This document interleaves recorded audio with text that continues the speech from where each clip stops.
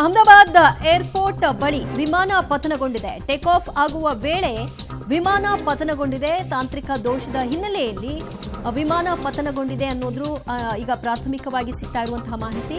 ವಿಮಾನದಲ್ಲಿ ಸಿಬ್ಬಂದಿಯೂ ಸೇರಿ ಒಟ್ಟು 132 ಪ್ರಯಾಣಿಕರು ಪ್ರಯಾಣವನ್ನು ನಡೆಸ್ತಾ ಇದ್ರು. ಈ ಸಂದರ್ಭದಲ್ಲಿ ಆಗಿರುವಂತಹ ಭೀಕರ ಅಪಘಾತ, ಈ ಒಂದು ವಿಮಾನ ಪತನಗೊಳ್ಳುತ್ತಿದ್ದ ಹಾಗೆ ಬೆಂಕಿ ಆವರಿಸಿದೆ. ಇಡೀ ವಿಮಾನ ಸುಟ್ಟು ಹೋಗಿದೆ. ದಟ್ಟ ಹೊಗೆ ಆವರಿಸಿದೆ. ಒಟ್ಟು 132 ಪ್ರಯಾಣಿಕರು ಬದುಕಿದ್ದಾರಾ? ಅವರಿಗೆ ಏನಾದರೂ ಗಾಯಗಳು, ಗಂಭೀರ ಸ್ವರೂಪದ ಗಾಯಗಳಾಗಿದೆಯಾ? ಕ್ವಿಕ್ ಆಗಿ ಅವ್ರನ್ನ ರೆಸ್ಕ್ಯೂ ಮಾಡಲಿಕ್ಕೆ ಸಾಧ್ಯವಾಗಿದೆಯಾ? ಎಲ್ಲವೂ ಕೂಡ ದೃಶ್ಯದಲ್ಲಿ ಗಮನಿಸ್ತಾ ಇದ್ರಿ ಏನಾಗ್ತಾ ಇದೆ ಅನ್ನೋದನ್ನ. ಸದ್ಯದ ಪರಿಸ್ಥಿತಿ ನೋಡ್ತಾ ಇದ್ರೆ ಪರಿಸ್ಥಿತಿಯಂತೂ ಭೀಕರವಾಗಿದೆ.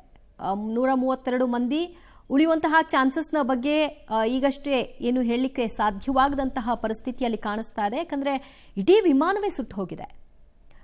ಇಮ್ಮಿಡಿಯೇಟ್ ಆಗಿ ಅದನ್ನು ನಂದಿಸುವಂತಹ ಕೆಲಸವನ್ನು ಆರಂಭ ಮಾಡಿದ್ರಾದರೂ ಕೂಡ ಆ ಬೆಂಕಿಯನ್ನು ನಂದಿಸಿ ಅದರೊಳಗೆ ಇರುವಂತಹವ್ರನ್ನ ಹೊರಗೆ ತೆಗೆದು ಅಲ್ಲಿ ಸೇಫ್ ಆಗಿರೋರಿಗೆ ಟ್ರೀಟ್ಮೆಂಟ್ ಕೊಡಿಸಿ ಅವ್ರನ್ನ ಬದುಕಿಸೋದು ಬಹಳ ಚಾಲೆಂಜಿಂಗ್ ವಿಷಯವೇ ಆಗಿದೆ. ದೃಶ್ಯದಲ್ಲಿ ನೀವು ನೋಡ್ತಾ ಇದ್ರಿ, ಅಹಮದಾಬಾದ್ ಏರ್ಪೋರ್ಟ್ ಬಳಿ ಈ ದುರಂತ ಸಂಭವಿಸಿರೋದು. ಟೇಕ್ ಆಫ್ ಆಗಿ ಕೆಲವೇ ಕ್ಷಣಗಳ ಅವಧಿಯಲ್ಲಿ ವಿಮಾನ ಪತನಗೊಂಡಿದೆ. ಅದು ಕೂಡ ವಸತಿ ಪ್ರದೇಶದಲ್ಲಿ ಆಗಿರೋದ್ರಿಂದಾಗಿ ಒಂದು ವಿಮಾನದಲ್ಲಿದ್ದಂತಹ ಪ್ರಯಾಣಿಕರು ಅವರಿಗಾಗಿರುವಂತಹ ಸಮಸ್ಯೆ, ಮಗದೊಂದು ಕಡೆಯಲ್ಲಿ ವಿಮಾನ ಬಿದ್ದ ಹಿನ್ನೆಲೆಯಲ್ಲಿ ಆ ಪ್ರದೇಶ ಏನಾಗಿದೆ ಅನ್ನೋದನ್ನು ಕೂಡ ನೋಡಬೇಕಾಗತ್ತೆ. ಅಲ್ಲೇನಾದರೂ ಜನವಸತಿ ಪ್ರದೇಶ ಆಗಿದ್ರಿಂದ ಮನೆಗಳಿದ್ವಾ, ಏನು ಕತೆ ಅಂತ ನೋಡಬೇಕು. ಇನ್ನಷ್ಟು ಅಪ್ಡೇಟ್ಸ್ ಕೊಡ್ತಾರೆ ನಮ್ಮ ಪ್ರತಿನಿಧಿ ಶಬ್ಬೀರ್. ಅದೇ ಆಗಲೇ ನಾನು ನಿಮ್ಮನ್ನು ಕೇಳ್ತಾ ಇದ್ದೆ, ಜನವಸತಿ ಪ್ರದೇಶ ಆಗಿರೋದ್ರಿಂದ ಸಹಜವಾಗಿ ಅಲ್ಲಿ ಮನೆಗಳಿದ್ದೇ ಇರುತ್ತೆ. ಅದರ ಮೇಲೇನಾದರೂ ವಿಮಾನ ಬಿದ್ದು ಇನ್ನಷ್ಟು ಡ್ಯಾಮೇಜ್ ಆಗಿರುವ ಸಾಧ್ಯತೆಗಳ ಬಗ್ಗೆ ಅಪ್ಡೇಟ್ಸ್ ಲಭ್ಯವಾಗ್ತಿದೆಯಾ?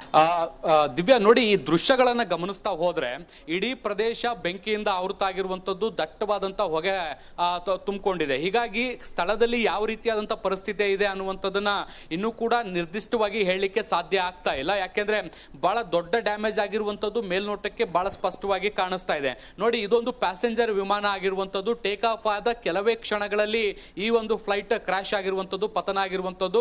ಮೇಲ್ನೋಟಕ್ಕೆ ಇದನ್ನ ತಾಂತ್ರಿಕ ದೋಷ ಅಂತ ಈಗ ಕರೆಯಲಾಗ್ತಾ ಇರುವಂತದ್ದು. ನೋಡಿ, ಫ್ಲೈಟ್ ಜನರನ್ನ ಹೊತ್ಕೊಂಡು ಹೋಗ್ಬೇಕಾದಂತ ಸಂದರ್ಭದಲ್ಲೇ ತಾಂತ್ರಿಕ ದೋಷದಿಂದ ಕೆಳಗಡೆ ಬಿದ್ದಿರುವಂತದ್ದು.